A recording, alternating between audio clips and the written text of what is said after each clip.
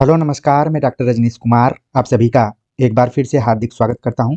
आज की video lecture में हम बात करेंगे निराला की दो महत्वपूर्ण कृतियों के ऊपर, जिसमें कि राम की शक्ति पूजा और सरोज स्मृति पर हम बातचीत करेंगे। और हमने जो आधार बनाया है वो राग विराग नामक एक पुस्तक को बनाया है, जिसके संपादक के तौर पर डॉक्टर रामविलास शर्मा है। तो इस वीडियो लेक्चर में हम कोशिश किए हैं कि राम की शक्ति पूजा और सरोज स्मृति पर आप सभी को तथ्यात्मक रूप से कुछ जानकारी दी जाए और कुछ महत्वपूर्ण पंक्तियां जो परीक्षाओं के दृष्टिकोण से इम्पोर्टेंट है उनके बारे में आप सभी को बताया जाए। तो चलते हम देखते हैं कि राम की शक्ति पूजा और सरोज स्मृति के संदर्भ में राग विराग नामक पुस्तक में रामविलास शर्मा का क्या मानना है। उसके पहले हम कुछ तथ्यात्मक चीजों पर बात करते हैं। अगर हम सबसे पहले राम की शक्ति पूजा पर बात करें तो सूर्यकांत त्रिपाठी निराला की ये लंबी कविता के रूप में जानी जाती है। इसका सबसे पहले प्रकाशन भारत नामक पत्रिका में हुआ था, जो कि एक दैनिक समाचार पत्र था, 26 अक्टूबर 1936 को। तो आपको ध्यान में रखना है कि राम की शक्ति पूजा लंबी कविता के अंतर्गत आती है और इसका सबसे पहले प्रकाशन भारत नामक समाचार पत्र में सन 1936 ईस्वी में हुआ, लेकिन आगे चलकर इसको निराला के काव्य संग्रह अनामिका के प्रथम संस्करण में छापा गया। राम की शक्ति पूजा जो कविता है, जिसको कि हमने बताया कि लंबी कविता है, इसमें कुल 312 पंक्तियों को शामिल किया गया है। राम की शक्ति पूजा पर सबसे ज्यादा प्रभाव बांग्ला के कृत्तिवास रामायण का देखा जाता है। यह भी परीक्षा के दृष्टिकोण से काफी इंपॉर्टेंट फैक्ट्स है। ये भी खूब पूछा जाता है परीक्षाओं में। तो उम्मीद है कि जब आप राम की शक्ति पूजा पढ़ेंगे तो ध्यान में रखेंगे कि ये लंबी कविता है। इसका प्रकाशन सन 1936 ईस्वी में हुआ था भारत नामक दैनिक समाचार पत्र में, जो कि इलाहाबाद यानी कि प्रयागराज से प्रकाशित होता था। आगे चलकर यह कविता अनामिका के प्रथम संस्करण में छपी। यह भी इंपॉर्टेंट है परीक्षा के दृष्टिकोण से देखा जाए तो। 312 पंक्तियों में यह कविता है और इस पर सर्वाधिक प्रभाव बांग्ला कृतवास रामायण का देखा जाता है। तो ये हो गया राम की शक्ति पूजा पर आधारित महत्वपूर्ण तथ्य। अब बात करते हैं सरोज स्मृति के ऊपर। सरोज स्मृति 1935 ईस्वी में निराला द्वारा लिखी गई लंबी कविता के रूप में ये भी जानी जाती है। ये थोड़ा सा राम की शक्ति पूजा से अलग है। यह एक शोक गीत के रूप में हिंदी साहित्य में फेमस है।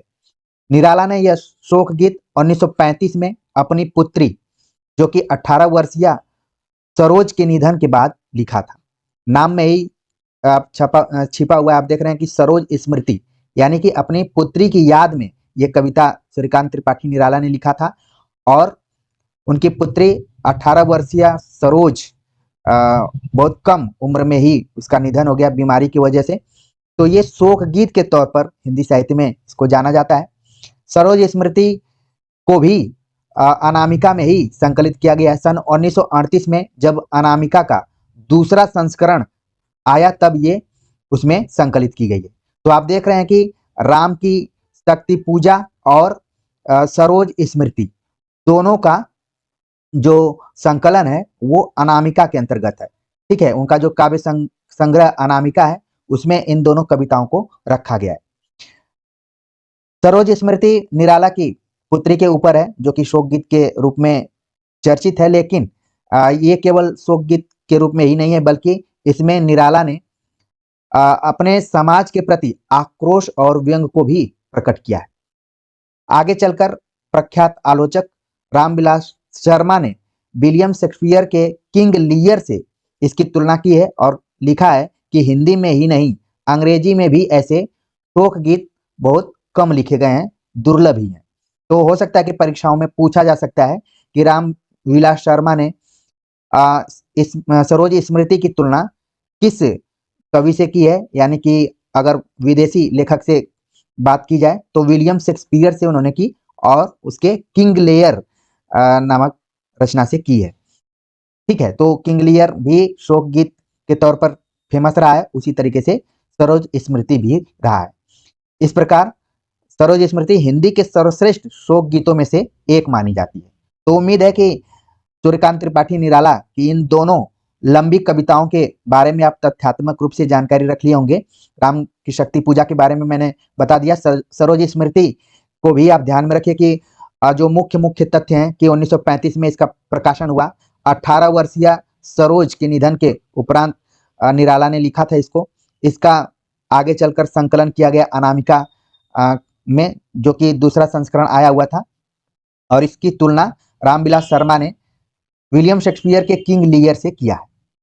अब हम राग विराग की भूमिका पर बातचीत करेंगे और रामविलास शर्मा के कथनों पर चर्चा करेंगे, जो कि परीक्षाओं के दृष्टिकोण से काफी इंपॉर्टेंट हैं, चाहे वो यूजीसी नेट का एग्जाम हो या फिर झारखंड पीजीटी का हो, ठीक है, या फिर यूपी टीजीटी पीजीटी या फिर यूपी हायर एजुकेशन, जो भी आप एग्जाम देने जा रहे हो उसमें अगर आप देखेंगे तो राम की शक्ति पूजा और सरोज स्मृति के साथ साथ तुलसीदास नाम की एक रचना है निराला की, वो काफी इंपॉर्टेंट है। तो इस लेक्चर के बहाने राग विराग की भूमिका को पढ़ते हुए आप तमाम उन तथ्यों से परिचित होंगे जिनको शायद आप किसी वन लाइनर किताब में कम देखने को पाते होंगे। हमने इस किताब का अध्ययन किया और जैसे ही अध्ययन कंप्लीट हुआ मुझे लगा कि आप सभी के सामने प्रस्तुत करना चाहिए। राग विराग की भूमिका में रामविलास शर्मा लिखते हैं कि इस कविता संग्रह का नाम राग विराग है और इसका जिक्र उन्होंने मतवाला नामक जो उनका पत्र था, जिसका कि संपादन भी उन्होंने किया था और परीक्षा में पूछा भी जाता है, उसके मुख पृष्ठ पर उन्होंने 2 लाइन की पंक्तियां लिखी थी, ठीक है। उन पंक्तियों में राग विराग नामक शब्द का प्रयोग किया था और उसी को रामविलास शर्मा ने आगे चलकर निराला के महत्वपूर्ण लगभग राग विराग में हम देखें तो इसमें बहुत सारी कविताओं का संकलन है। इसमें कुल टोटल कविताओं की बात करें तो लगभग इसमें 130 कविताओं को रखा गया है। 130 कविताओं का संकलन है राग विराग। हो सकता है कि परीक्षा में पूछ लिया जाए। और ये जो संकलन रामविलास शर्मा ने किया तो वो लिखते हैं कि यह उन कविताओं का संग्रह है जिनमें जितना आनंद का अमृत है उतना ही वेदना का विष है। देख रहे हैं कितने इंपॉर्टेंट बात कही जा रही है राग विराग के संदर्भ में रामविलास शर्मा के द्वारा, कि राग विराग उन कविताओं का संग्रह है जिनमें जितना आनंद का अमृत है उतना ही वेदना का विष है। तो आप देख रहे हैं कि एक तरफ अमृत की बात की जा रही है, दूसरे तरफ विष की बात की जा रही है, यानी कि राग विराग ऐसा काव्य संग्रह है, कविताओं का संग्रह है जिनमें दोनों तरीके की कविताएं आपको देखने को मिलेंगी और उनकी संख्या मैंने बताया 130 के आसपास है। आगे वे लिखते हैं कि कवि चाहे अमृत दे चाहे विष, इनके स्रोत इसी धरती में हो तो उसकी कविता अमर है।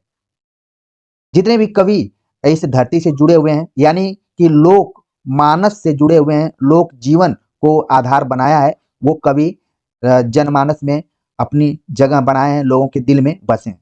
तो रामविलास शर्मा लिखते हैं कि कवि चाहे अमृत दे चाहे विष, अगर उसका स्रोत इस धरती में हो तो वो कविता अमर होती है। कहते हैं कि छायावादी कवि यथार्थ की धरती छोड़कर कल्पना के आकाश में विचरण करते थे। बात सच ही होगी, क्योंकि इनमें एकाध को जब लगा कि उनके पैर धरती पर नहीं आकाश में हैं, तब उन्होंने औपचारिक रूप से घोषणा की कि वह आकाश से अब धरती पर उतर रहे हैं। ये कथन उसके संदर्भ में है जब छायावाद पर पलायनवाद का आरोप लगाया जाता है कि छायावादी कवि पलायनवादी कवि के तौर पर हैं। उसी की तरफ संकेत किया जा रहा है कि जब छायावादी कवियों को पता चला कि वो अपने कल्पना के माध्यम से आकाश में विचरण कर रहे हैं, तो उसमें से कुछ कवियों को लगा कि वो अब कल्पना पर आधारित चीजों को नहीं लिखेंगे, बल्कि अब यथार्थ पर आधारित चीजों को लिखेंगे और वो लोक मानस की जो समस्या है उसको आधार बनाएंगे। तो उसमें से निराला का एक खास स्थान है अगर छायावादी कवियों के तौर पर देखा जाए तो, ठीक है। तो इस चीज को आप ध्यान में रखिए। आगे बड़ा ही इंपॉर्टेंट कथन है रामविलास शर्मा का कि निराला वैसे ही रहस्यवादी कवि थे जैसे मलिक मोहम्मद जैसी आदि प्रेम मार्गी सूफी कवि थे या आधुनिक काल में रविंद्रनाथ ठाकुर थे। बहुत बड़ी बात कही जा रही है यहाँ पर, तुलना की गई है कई कवियों से आपस में, और इसी तरीके के कथन परीक्षाओं में पूछे जाते हैं, तो इसको जरूर आप इंपॉर्टेंट करके लिखिए कि निराला वैसे ही रहस्यवादी कवि थे जैसे मलिक मोहम्मद जैसी आदि प्रेम मार्गी सूफी कवि थे। आधुनिक काल में रविंद्रनाथ ठाकुर थे। जैसी और रविंद्रनाथ का मन संतों और योगियों की नारी संबंधी वर्जनाओं से मुक्त था। यह कथन है राम विलास शर्मा का, तो इसको ध्यान में रखिए। हालांकि हमने ऊपर ही लिख दिया है कि ये जितनी भी बातें हम कर रहे हैं सब राम विलास शर्मा का है। बस आपको ध्यान में रखना है कि इस वीडियो लेक्चर के बहाने आप राग विराग की भूमिका से परिचित हो जाएं। आगे वे लिखते हैं कि रीतिवादी कवियों के नक्सिक वर्णन में चमत्कार प्रियता अधिक, यथार्थ चित्रण कम, नायिका भेद वाली रचनाओं में अवकाश भोगी वर्ग के लिए उत्तेजना का सामान जितना है उतना उल्लास का नहीं है। तो ये भी कथन इंपॉर्टेंट है रामविलास शर्मा का। अगला कथन है उनका कि निराला की श्रृंगार भावना अधिक नियंत्रित और उदात्त है। निराला की श्रृंगार भावना अधिक नियंत्रित और उदात्त है। आपने पढ़ा होगा कि सन 1916 में जूही की कली नामक जब कविता निराला ने लिखी थी और उसको छपने के लिए सरस्वती पत्रिका में दी थी, तो वहां से महावीर प्रसाद द्विवेदी ने वापस कर दिया था। आरोप लगाया था कि जो ये श्रृंगार भावना है वो अनैतिक रूप में नहीं है बल्कि ये अश्लीलता के तरफ जा रही है, इसलिए हम नहीं इसको छाप रहे हैं। लेकिन रामविलास शर्मा का मानना है कि निराला की श्रृंगार भावना अधिक नियंत्रित और उदात्त है। उसको महावीर प्रसाद द्विवेदी शायद समझने में जल्दीबाजी कर दिए थे। आगे वे लिखते हैं कि रीतिवादी और रोमांटिक कवियों में से भिन्न निराला की रचनाओं में नारी के अनेक रूप हैं। वह प्रेयसी है, वह वधु विधवा है, श्रमिक नारी, वह तोड़ती पत्थर, अट्टालिकाओं के बीच, सड़क के किनारे, गर्मी की धूप और लू सहती हुई पत्थर तोड़ने वाली एक भारतीय श्रमिक नारी है।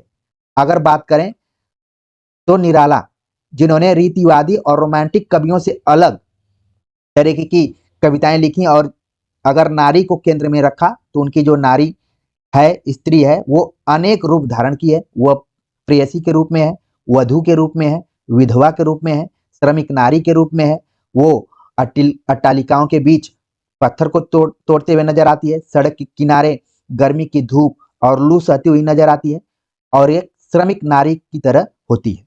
तो आपने तमाम कविताएं निराला की पढ़ी होंगी और इस बात से भी आप सहमत हुए होंगे। तो बस आपको ध्यान में रखना है, हो सकता है कि आप इसको पीएचडी का टॉपिक जरूर बना सकते हैं कि निराला की कविताओं में स्त्री चेतना या फिर स्त्री दृष्टिकोण, तो इस टाइप से भी कर सकते हैं। बाकी आप देख रहे हैं कि ऐसा माना जाता है कि उपेक्षित नारियों को साहित्य के केंद्र में मैथिली शरण गुप्त ने लाया था, लेकिन छायावाद में आप देख रहे हैं कि निराला भी उनसे कहीं पीछे नहीं है। उन्होंने भी तमाम तरीके की स्त्रियों की पीड़ाओं को अपनी कविताओं में रखने का प्रयास किया है। आगे रामविलास शर्मा लिखते हैं कि निराला उल्लास और विषाद के ही कवि नहीं, संघर्ष और क्रांति के भी कवि हैं। काफी इंपॉर्टेंट है पंक्ति। अगर यही पंक्ति आ जाएगी तो आप लोग परेशान होने लगेंगे कि आखिरकार ये कहाँ से पूछी गई है। तो आप देख रहे हैं कि रामविलास शर्मा ने राग विराग नामक काव्य संग्रह की भूमिका में यह पंक्ति का यूज किया है कि निराला उल्लास और विषाद के ही कवि नहीं, संघर्ष और क्रांति के भी कवि हैं। आगे वे लिखते हैं कि प्रेमचंद और निराला का ऐतिहासिक महत्व यह है कि उन्होंने समझा कि भारतीय स्वाधीनता आंदोलन की धुरी है किसान क्रांति, साम्राज्यवाद के मुख्य समर्थक, सामंतों के खिलाफ जमीन पर अधिकार करने के लिए किसानों का संघर्ष। इसीलिए प्रेमचंद और निराला दोनों का ऐतिहासिक महत्व है कि उन्होंने समझा कि अगर भारतीय स्वाधीनता आंदोलन की केंद्र बिंदु को देखा जाए, उसकी धुरी को देखा जाए, तो वो किसान की क्रांति है, साम्राज्यवाद के मुख्य समर्थकों के या फिर सामंतों के खिलाफ जमीन पर अधिकार करने के लिए किसानों का संघर्ष। मिला जुलाकर किसानों को केंद्र में रखने का प्रयास इन दोनों साहित्यकारों ने किया है। आगे वे लिखते हैं बीच में कुकुरमुत्ता का भी उन्होंने जिक्र किया है कि कुकुरमुत्ता ब्रह्म के समान अनेक रूप धारण करता है, वही विष्णु का सुदर्शन चक्र है, यशोदा की मथानी है, सुबह का सूरज और शाम का चांद है। ये कथन आप देख रहे हैं कि आपको चमत्कृत कर देने वाला है और परीक्षा के दृष्टिकोण से पूछे जाने योग्य है अगर यही कथन पूछ लिया जाएगा तो फिर आप जितने भी विद्यार्थी इस वीडियो लेक्चर को गंभीरता से सुन रहे होंगे वो तुरंत बता देंगे कि ये रामविलास शर्मा का कथन है कि उन्होंने कुकुरमुत्ता को कितने दृष्टिकोणों से देखा है। उनका मानना है कि कुकुरमुत्ता नाम की जो कविता निराला ने लिखी उसमें वही विष्णु का सुदर्शन चक्र है। आपके सामने कुकुरमुत्ता का एक फिगर आ जाना चाहिए जिससे कि आप समझ जाएं। वही विष्णु का सुदर्शन चक्र है, यशोदा की मथानी है जिससे कि दही मथी जाती है और उसे छाछ बनता है, सुबह का सूरज है और शाम का चांद है। कितने प्रतीकों का प्रयोग यहाँ पर कुकुरमुत्ता के लिए किया गया है। तो ये स्टोरी आपके दिमाग में बैठ गई होगी और आपको अच्छा लग रहा होगा। आगे वे लिखते हैं कि राम की शक्ति पूजा उनकी सबसे ओजपूर्ण रचना है और उसमें अंधकार भी अन्य कविताओं की अपेक्षा अधिक है। कितना अंतर्विरोधी बातें यहाँ पर कही जा रही हैं कि राम की शक्ति पूजा ओजपूर्ण है, रचना है, लेकिन अगर अंधकार की भी बात की जाए तो वो भी अन्य कविताओं की अपेक्षा उसमें अधिक ही है। तो राम की शक्ति पूजा के संदर्भ में यह कथन रामविलास शर्मा का कि ओजपूर्ण रचना तो है लेकिन उसमें अंधकार भी अन्य कविताओं की अपेक्षा अधिक है। आगे वे लिखते हैं कि राम की शक्ति पूजा जैसे उदात्त काव्य और कुकुरमुत्ता जैसी हास्य रस की रचना में आकाश पाताल जैसा अंतर है, फिर भी इनकी एक सामान्य विचार भूमि है। यहाँ पर आप देख रहे हैं कि रामविलास शर्मा ने राम की शक्ति पूजा और कुकुरमुत्ता दोनों कविताओं की तुलना की है, लेकिन एक बिंदु पर जाकर वो सहमत हैं कि इनकी जो विचार भूमि है वो इन दोनों में समानता लाती है। जहां राम की शक्ति पूजा उदात्त काव्य है वहीं कुकुरमुत्ता में हास्य रस की प्रधानता है। तो आप अगर एग्जाम देने जाएंगे, अगर पूछ लिया जाएगा कि कुकुरमुत्ता में किस तरीके के रस की चर्चा की गई है, तुरंत आप वहां बताएंगे हास्य रस। और राम की शक्ति पूजा क्या है? एक उदात्त काव्य है, ठीक है, ओजपूर्ण ये काव्य है। आगे वे लिखते हैं कि राम के मन में जो संशय है स्थिर राघवेंद्र को हिला रहा फिर संशय, ये पंक्ति वहां से उठाई गई है और परीक्षा के दृष्टिकोण से इंपॉर्टेंट है कि राम के मन में जो संशय है स्थिर राघवेंद्र को हिला रहा फिर संशय, इस संशय का संबंध कहीं उस संशय से भी है जिसे निराला ने अधिवास में प्रकट किया।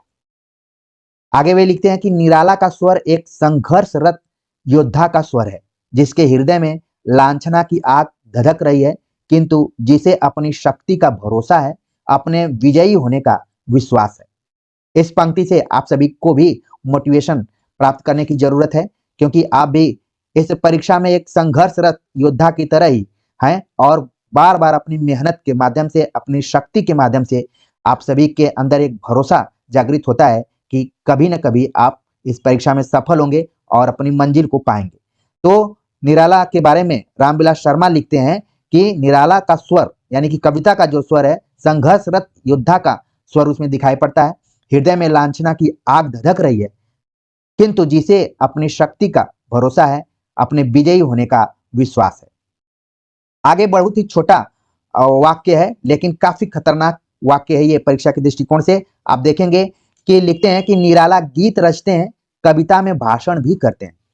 ये एकदम परीक्षा उपयोगी कोटेशन है, इसको बिल्कुल आप ध्यान में रखिए कि निराला गीत रचते हैं, कविता में भाषण भी करते हैं। जब आप निराला की कविताओं को पढ़ेंगे तो इस पंक्ति से सहमति प्रदान कर सकते हैं। आगे लिखते हैं कि उर्दू के शायर अपने शेर गढ़ते हैं, निराला कविता रचते हैं। ये सब जितनी भी बातें मैं कह रहा हूं यहाँ पर वो रामविलास शर्मा की हैं। आगे वे लिखते हैं कि पूरी कविता में सुघर स्थापत्य का सौंदर्य जिसके 3 श्रेष्ठ उदाहरण हैं उसमें है तुलसीदास, सरोज स्मृति और राम की शक्ति पूजा। यहाँ संवाद में वक्तृत्व कला है, पृष्ठभूमि के चित्रण में वर्णनात्मक सौंदर्य, पात्रों के आंतरिक बाह्य संघर्ष में नाटकीयता है। तो निराला की जो 3 महत्वपूर्ण रचनाएं जिसमें कि तुलसीदास, सरोज स्मृति और राम की शक्ति पूजा, सभी का जो स्थापत्य है या फिर सौंदर्य है उसके अंतर्गत वक्तृत्व कला, वर्णनात्मक सौंदर्य और वो संघर्ष के साथ साथ नाटकीयता है पात्रों के माध्यम से।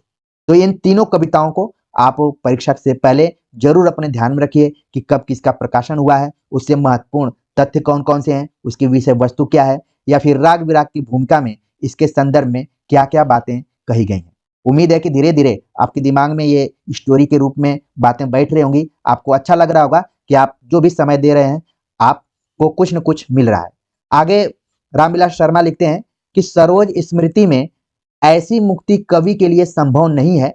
निराला के मन का द्वंद श्रृंगार और वैराग्य को लेकर नहीं, जीवन संघर्ष की सफलता असफलता को लेकर है। वे लिखते हैं कि कन्ने मैं पिता निरर्थक था, कुछ भी तेरे हित कर न सका।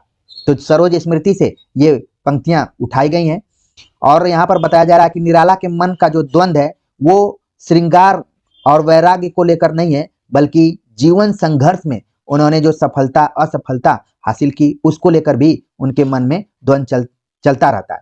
और वो लिखते हैं अपने पुत्री से, एक तरीके से वो विनय भाव प्रकट करते हुए लिखते हैं, ग्लानि उनके मन में है कि कन्ने मैं पिता निरर्थक था, कुछ भी तेरे हित कर न सका। आगे वे लिखते हैं रामविलास शर्मा कि निराला के मन में एक ओर यह तीव्र ग्लानि है, दूसरी ओर अपनी साहित्यिक सिद्धि में प्रबल विश्वास भी है। शोक गीत हिंदी में तो कम लिखे गए, जिसकी चर्चा हमने ऊपर विलियम शेक्सपियर की रचना से की थी और उसी की तरफ संकेत किया जा रहा है इस भूमिका में भी, हमने यहीं से उठाया था उस बात को। रामविलास शर्मा लिखते हैं कि शोक गीत हिंदी में तो कम लिखे गए, यूरोप की भाषाओं में ऐसा शायद ही कोई प्रभावशाली गीत हो जिसे कवि पिता ने अपनी पुत्री के निधन पर लिखा हो। कई बार ये परीक्षाओं में पूछा जाता है कि किस रचना में कवि पिता ने अपनी पुत्री के निधन पर लिखा था, तो सायास आप सभी के दिमाग में ये आंसर आ जाता है कि वो सरोज स्मृति है। ठीक है, चलते हैं आगे और बात करते हैं। रामविलास शर्मा लिखते हैं कि राम की शक्ति पूजा में एक कमल का फूल चोरी चले जाने से विघ्न पड़ता है, किंतु राजीव लोचन राम कमल की जगह अपने नेत्र निकालकर रखने को होते हैं कि दुर्गा उनका हाथ पकड़ लेती है। शक्ति पूजा सफल होती है, शक्ति राम में प्रवेश करती है।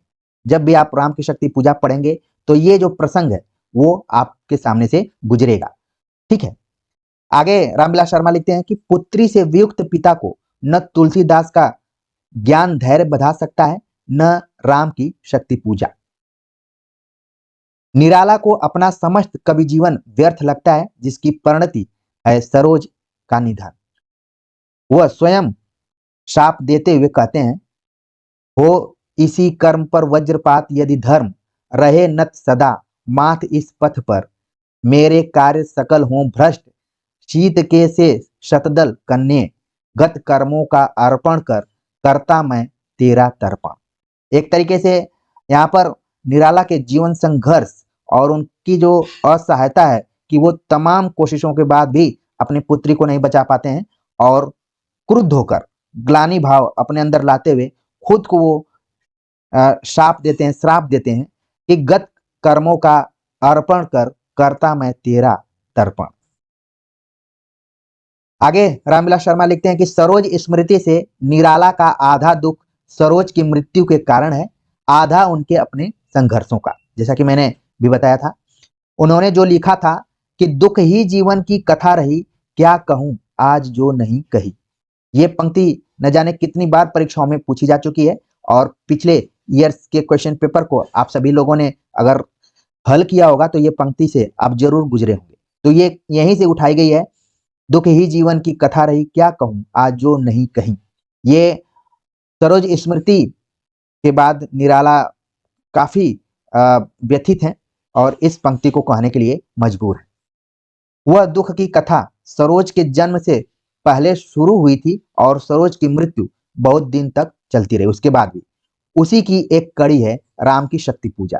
आप देख रहे हैं कि सरोज स्मृति की रचना और राम की शक्ति पूजा की रचना के केंद्र में सरोज के पहले का जो भी संघर्ष रहा है निराला का और बाद का, ये दोनों रचनाएं जो हैं वो कहीं न कहीं एक दूसरे को निराला के जीवन संघर्ष से जोड़ रहे हैं और आत्मग्लानि का स्वर उनके मन में बार बार उठता रहता है। और जो पंक्ति परीक्षा के दृष्टिकोण से इंपॉर्टेंट है वो आपके सामने प्रस्तुत है कि धिक जीवन को जो पाता ही आया विरोध। ये पंक्ति कई बार सीधे सीधे उठा ली जाती है, तो आपके दिमाग में तुरंत इसका आंसर धीरे धीरे अब आ रहा होगा कि इसको हम वहां पर कर लेंगे। आगे रामविलास शर्मा लिखते हैं कि निराला के राम तुलसी के राम से भिन्न और भवभूति के राम के निकट है। ध्यान में रखने वाली बात है कि निराला के राम तुलसी के राम के निकट नहीं है बल्कि उनसे अलग है। तुलसी के राम से भिन्न और भवभूति के राम के निकट हैं। तो ध्यान में रखना है यहाँ पर कि निराला के राम भवभूति के राम के निकट हैं, तुलसी के राम से भिन्न है। इसीलिए धिक माम अधत्यम भवत भवभूति के राम कहते हैं। यानी कि धिक जीवन को जो पाता ही आया विरोध, ये निराला ने भवभूति से लिया हुआ है कि धिक माम अध अधत्यम, जो कि भवभूति अपने उत्तम रामचरितम में कहते हैं। आत्मग्लानि का स्वर तो है, लेकिन संघर्ष मानो और भी तीव्र हो उठा है। तुलसीदास से युद्ध करने प्रत्यक्ष कोई नहीं आता। मोगदल दलबल के जलद यानों से जिन्हें लड़ना पर वे लड़ चुके। तुलसीदास का मुख्य संघर्ष आंतरिक है। उन्हें मुक्ति पानी है अपने संस्कारों से, रत्नावली के प्रति अपनी आसक्ति से।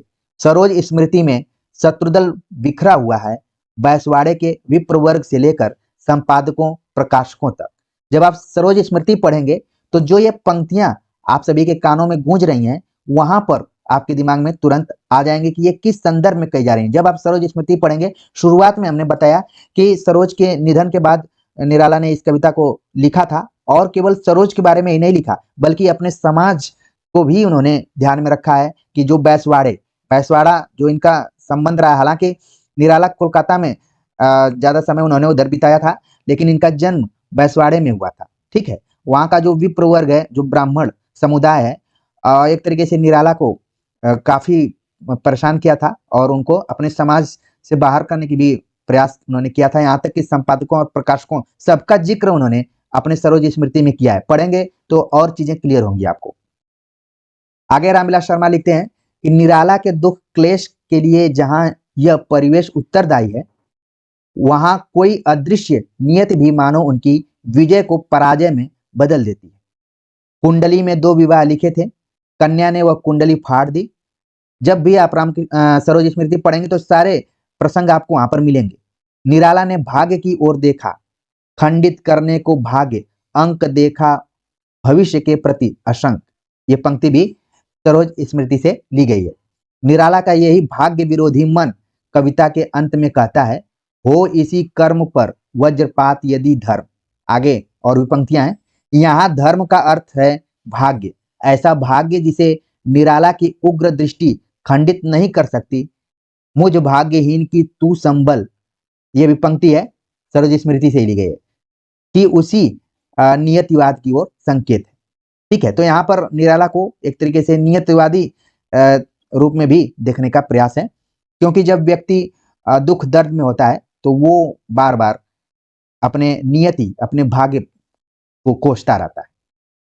आगे रामविलास शर्मा लिखते हैं कि राम पराजित हैं। राम की शक्ति पूजा की तरफ संकेत करते हुए कि राम पराजित हैं। राम के मन में ग्लानि है, किंतु राम के एक मन और है जो पराजित होना नहीं जानता। और जो पंक्ति है आपके सामने, वो काफी इंपॉर्टेंट है परीक्षा के दृष्टिकोण से और आपके मनोबल के भी दृष्टिकोण से, कि जब भी आप अपने जीवन में हताश निराश हो तो इस पंक्ति को जरूर दोहराते रहिए कि वह रहा एक मन और राम का जो न थका न हारा। इस टाइप से ये पंक्ति है राम की शक्ति पूजा में आप पढ़ेंगे तो। राम की शक्ति पूजा से पहले निराला ने अपने एक दूसरे मन को पहचाना था। तुलसीदास का एक ही मन है जो पुराने संस्कारों पर मुग्ध होता है। यहाँ पर लगातार आप देख रहे हैं कि राम की शक्ति पूजा के बहाने निराला और तुलसीदास दोनों की तुलना भी रामविलास शर्मा कर रहे हैं कि राम की शक्ति पूजा से पहले जो निराला का एक मन है वो आगे पीछे होता है, हार मान लेता है, लेकिन एक दूसरा मन है जो मन को पहचानता है, अपने वास्तविकता को जानता है, वो हार नहीं मानता है। लेकिन तुलसीदास का एक ही मन है जो पुराने संस्कारों पर मुग्ध होता है, उनसे लड़ता है।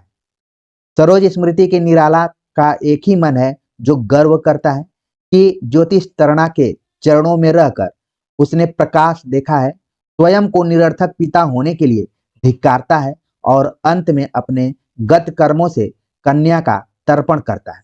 जैसा कि मैंने इधर पंक्ति आपको सुनाया था, उसी से रिलेटेड यहाँ पर बात कही जा रही है कि गत कर्मों का अर्पण कर, करता मैं तेरा तर्पण। ठीक है, उम्मीद है कि सारी चीजें आप सभी को समझ में आ रही होंगी, आपको ये कक्षा भी अच्छी लग रही होगी। आगे रामविलास शर्मा भूमिका में लिख रहे हैं राग विराग की कि राम की शक्ति पूजा में राम के 2 मन हैं, सरोज स्मृति के निराला का एक ही मन है। यहाँ पर आप देख रहे हैं कि एक ही मन है सरोज स्मृति में निराला का, लेकिन राम की शक्ति पूजा में आप देख रहे हैं तो राम के दो मन है। संघर्ष और तीव्र हो गया है। वेदना की किरणों ने वज्र कठोर अंतर को बीच से तोड़कर उसके दो हिस्से कर दिए हैं। अब से निराला का मन ग्लानि, पराजय और विक्षेप के नाटक को देखेगा जो दूसरे मन को आंदोलित करेंगे, किंतु वह रहा एक मन और राम का जो न थका। वह अथक, अपराजय, अविचलित मन ग्लानि, पराजय और विक्षेप के ऊपर सदा उठा रहेगा, साक्षी रूप दृष्टा के समान। तो दोनों मनों की यहाँ पर चर्चा की गई। एक मन जो है वो ग्लानि, पराजय और विक्षेप से बधा हुआ है, दूसरा मन जो है इससे ऊपर उठ चुका है। सरोज स्मृति में प्रकाश दर्शन का आश्वासन है। आप देख रहे हैं कि दोनों कविताओं पर हम समानांतर बातचीत कर रहे हैं। सरोज स्मृति में प्रकाश दर्शन का आश्वासन है, कविता में हल्की फुल्की धूप है, निविड़ अंधकार जहां तहां है, किंतु राम की शक्ति पूजा के आरंभ में रवि हुआ अस्त के बाद जो रात्रि शुरू होती है उसमें आकाश अंधकार उगलता हुआ सा दिखाई देता है। तो देख रहे हैं कि ये दो तीन पंक्तियों में सरोज स्मृति और राम की शक्ति पूजा दोनों की विषय वस्तु के तरफ रामविलास शर्मा संकेत कर दे रहे हैं कि जहां सरोज स्मृति में प्रकाश दर्शन का आश्वासन है, कविता में हल्की फुल्की धूप है, निविड़ अंधकार जहां तहां है, किंतु राम की शक्ति पूजा का आरंभ ही रवि हुआ अस्त से होता है। अगर आपने थोड़ा भी बहुत राम की शक्ति पूजा पढ़ा होगा, एक दो पैराग्राफ ऊपर का भी, भले आप 312 पंक्तियों को ठीक से न पढ़े हो, इस लेक्चर के बाद दोबारा जाकर जरूर पढ़िएगा। उम्मीद है कि आपको जरूर प्रेरणा मिलेगी उसको पढ़ने की। तो राम की शक्ति पूजा के आरंभ में रवि हुआ अस्त के बाद जो रात्रि शुरू होती है उसमें आकाश अंधकार उगलता हुआ सा दिखाई देता है। यह अंधकार साधारण प्रतीक व्यंजना नहीं है। अंधकार यानी दुख, प्रकाश यानी सुख, वैसा समीकरण यहाँ नहीं है। निराला अब उस मन स्थिति में है जब तीव्र आवेग, उत्तेजक पदार्थों, आवेग उत्पन्न करने वाली परिस्थितियों से अलग होकर नए बिंब रूपों में परिवर्तित हो जाते हैं। राम की शक्ति पूजा में निराला जो स्वर सुनाते हैं वह इस लघु संयत छंद की सीमाएं तोड़ रहा है। उसी के अनुरूप ज्योति के पत्र पर लिखे हुए चित्र हैं। राम, रावण, अंगद, विभीषण आदि के चित्र हैं। इन चित्रों की पृष्ठभूमि में इतना गहन अंधकार है कि फलक की ज्योति सब ढक गई है। राम रावण का अपराजय समर लिखा तो गया, किंतु ज्योति के पत्र पर किंतु अक्षर सब अमावस के अंधेरे के। यहां से देखिए, हो सकता है कि कोटेशन तोड़कर पूछ लिया जाए कि राम रावण का अपराजय समर लिखा तो गया ज्योति के पत्र पर, किंतु अक्षर सब अमावस के अंधेरे के। अंधकार उगलता हुआ आकाश, सिंह के समान गरजता सागर, रावण का अदृश्य खलखल अट्ठहास, ये बिंब हैं जिनमें सरोज स्मृति की वेदना परिवर्तित और घनीभूत हो गई। तो यहाँ पर आप देख रहे हैं कि राम की शक्ति पूजा पर हल्का हल्का प्रभाव सरोज स्मृति का भी है, और तमाम पात्रों के माध्यम से ये बात यहाँ पर रामविलास शर्मा ने की है। राम की शक्ति पूजा में निराला की आंखें भीतर एक नए लोक में खुल गई हैं, जहां संसार के छाया चित्र ही दिखाई देते हैं। वह अपनी फैंटेसी की दुनिया में पहुंच गए हैं, जहां संसार का दुख दर्द निचुड़कर सूक्ष्म सघन बिंबों के रूप में दिखाई देता है। आगे जिस चीज पर मैं बात करने जा रहा हूं, परीक्षा के दृष्टिकोण से काफी इंपॉर्टेंट है और खूब परीक्षाओं में पूछा गया है, खासतौर से कि राम की शक्ति पूजा में दो कविताओं का सार तत्व है, वो है तुलसीदास और सरोज स्मृति। खूब परीक्षाओं में पूछा गया है, अगर प्रीवियस ईयर के क्वेश्चन पेपर को आप लोगों ने देखा होगा तो, कि राम की शक्ति पूजा में किन दो कविताओं को रामविलास शर्मा ने कंबाइंड किया, जोड़ा। तो तुलसीदास और सरोज स्मृति का सार तत्व राम की शक्ति पूजा में दिखाई पड़ता है। इनके अलावा उसमें नई सामग्री है, एक पराजित मन और दूसरे अपराजित मन के अस्तित्व की अनुभूति। सरोज स्मृति का शर, क्षेप और रण कौशल अब राम रावण के अपराजय समर के विशेष चित्रण में परिवर्तित हो गया। पराजय की वेदना और भी गहरी है। राम की आंखों में मुक्तादल के समान दो आंसू ढुलक पड़ते हैं। ये आंसू राम के हैं। मन में यह विचार आते ही महावीर, जो स्वयं शक्ति के सागर हैं, विक्षुब्ध हो उठते हैं। तो ये राम की शक्ति पूजा के महत्वपूर्ण प्रसंगों के तरफ रामविलास शर्मा संकेत कर रहे हैं। जब दोबारा आप कविता को पढ़ने जाएं रिवीजन के तौर पर, तो जरूर इन पंक्तियों को ध्यान में रखिए, इस लेक्चर को ध्यान में रखिए। आगे वे लिखते हैं कि निराला ने रामचरितमानस को जिस ढंग से पढ़ा और समझा और आत्मसात किया था, उस बोध के प्रतीक हैं महावीर। यही बोध तुलसीदास की कविता में प्रकट हुआ था।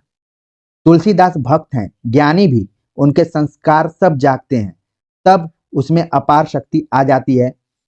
वे पुरानी संस्कृति पर ज्ञानोद्धत प्रहार करते हैं, उसके विषम वज्रद्वार तोड़ने को उद्धत होते हैं। महाकाश में शिव को त्रस्त कर देने वाले महावीर यही कार्य करते हैं। तुलसीदास ने लिखा था, मोरे मन अस दृढ़ विश्वासा, राम ते अधिक राम कर दासा।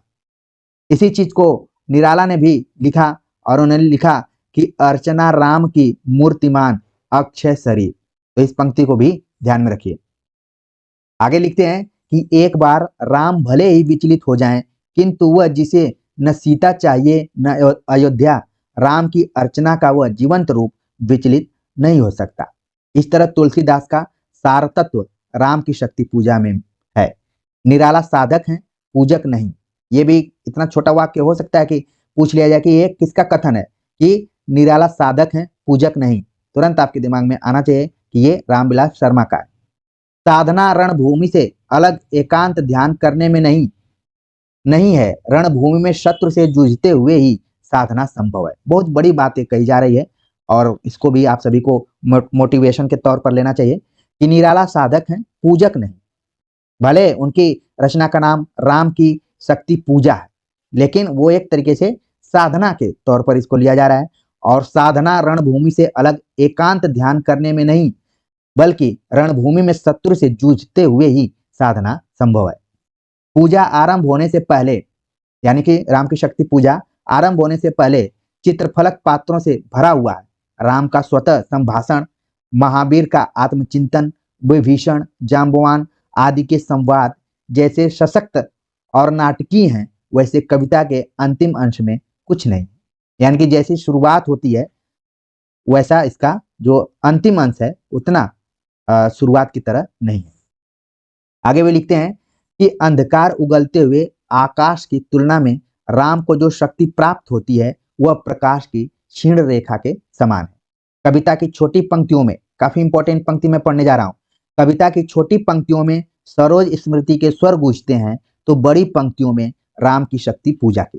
अगर ये पूछ लिया जाए ये किसका कथन है कि कविता की छोटी पंक्तियों में सरोज स्मृति के स्वर गूंजते हैं तो बड़ी पंक्तियों में राम की शक्ति पूजा के, तो ये कथन है रामविलास शर्मा का। और जो खास महत्वपूर्ण पंक्ति है राम की शक्ति पूजा का कि रवि हुआ अस्त, ज्योति के पत्र में लिखा अमर रह गया, राम रावण का अपराजय समर। ये है राम की शक्ति पूजा और इसी से शुरुआत होती है पहली पंक्ति। निराला के छंद की गति उनके सूक्ष्म मनोभावों की श्रेष्ठ अभिव्यंजना है।